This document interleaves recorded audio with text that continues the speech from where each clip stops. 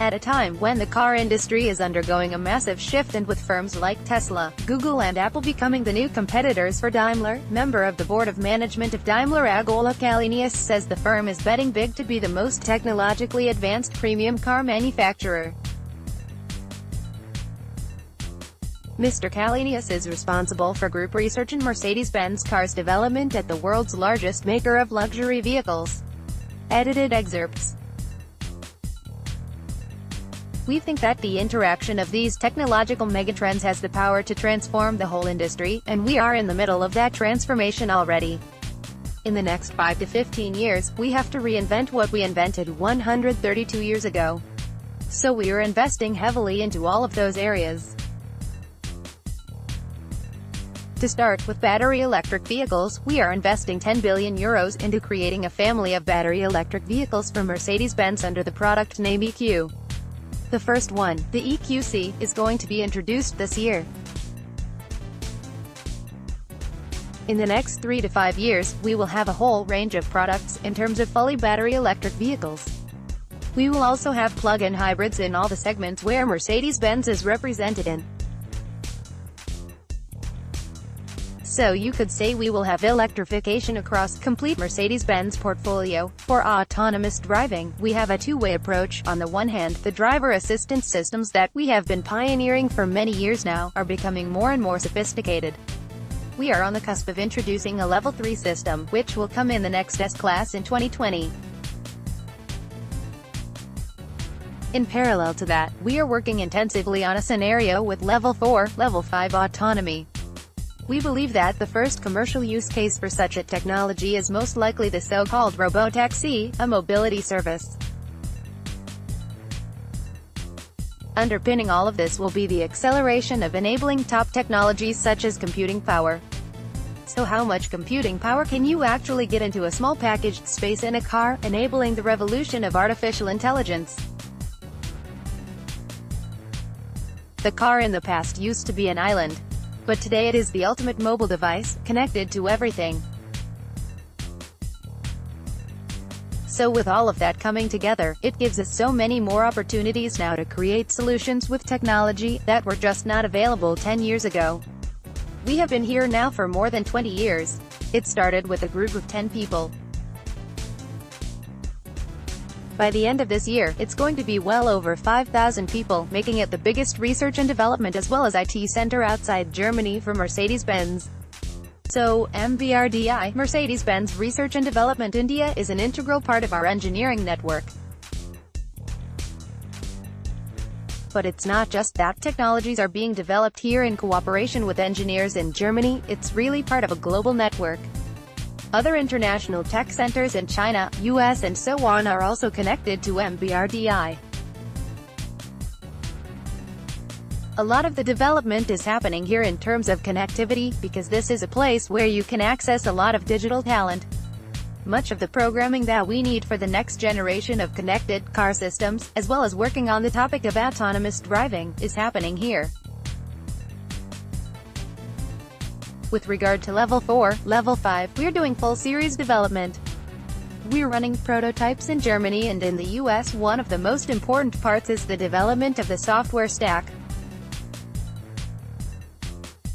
The different pieces of the software stack, whether it is perception software, the fusion of the perception from the different sensors, or the software that makes the driving decisions, is an in-house development that we code ourselves together with our development partner Bosch, with whom we have a joint venture to write the code.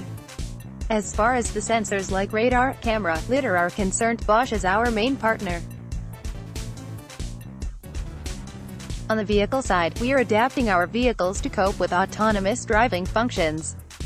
The chipset, the computers and the high-definition map you need, they are all pieces of the puzzle. With regards to the map, we made vertical integration through the acquisition of the mapping company here. If you look at the technical development of the car, I call it the ultimate mobile device. Some of the companies you mentioned are companies we have been working with for years, as partners and suppliers of ours.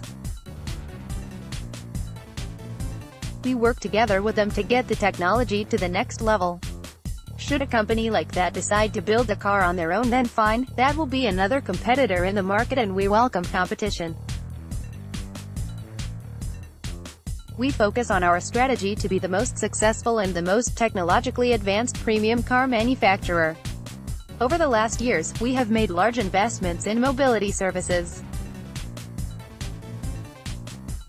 Some we have started from the ground up, some we have bought into, and in some cases, we also have taken a majority stake. So, there is a range of mobility services, from Daimler Car to Go, MyTaxi, Blacklane and so on. So, the whole space of mobility services is part of our strategy to be there ourselves or to cooperate and be a partner to other large mobility services providers. In addition, we put some venture capital into funds, as well as making direct investments in smaller and medium-sized startups, where we see here's a technology that we think has a future and that fits in our technological strategy. And of course, we are open to investments in India as well. As a matter of fact, we are bringing something to Bengaluru, what we call Startup Autobahn, an innovation platform that focuses on scouting local startups. We think the banning of a certain technology is not the right way to go. The right way to go is technological innovation.